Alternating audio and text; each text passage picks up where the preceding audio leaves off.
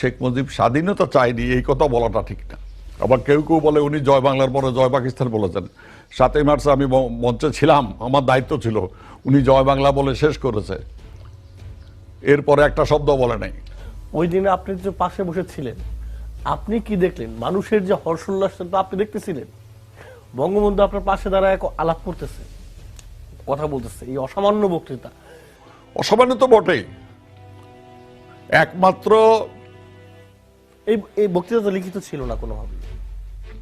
বক্তৃতারও এই যে ওনার শুরু থেকে শেষ পর্যন্ত 19 মিনিটের বক্তৃতা, এটার মধ্যে যে লয়েস, তারতম্য, ভয়েস করা, এগুলি উনি ট্রায়াল দিয়েছেন পরে শুনেছি। এই রুমের মধ্যে 6 মাস উনার 160 ডিগ্রি জব ছিল, ওর মধ্যে আমাদের সাথে বৈঠক করেছে। এটা কি জানে কেউ? যাই হোক, মনে হয় না এটা জানে। মানে আপনি ওই 19 মিনিটের কথা বলেন, আপনি যে পাশে বসেছিলেন। আরে এইটা কল্পনার বাইরে। সামনে যাতে রিভলভারের রেঞ্জের মধ্যে উনাকে গুলি করে না বের হয়ে ফেলতে পারলে ব্যারিকেড করা ছিল শক্ত বাঁশ দিয়ে। এটার ভিতরে ছিল মেয়েরা, আমাদের এই মমতাজ, ইকু, সাকি, ফোরকান, এরা ছিল সামনে। সমস্ত মেয়েদের বসানো হয়েছিল। 14 ফিটের বাইরে হলো জনগণের ইয়ে।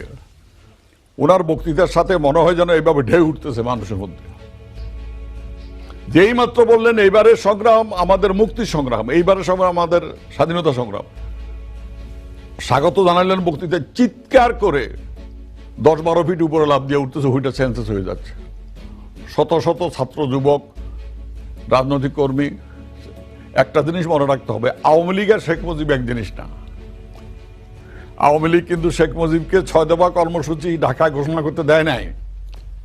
সেই ঘোষণা উনি লালদিঘিতে করেছেন।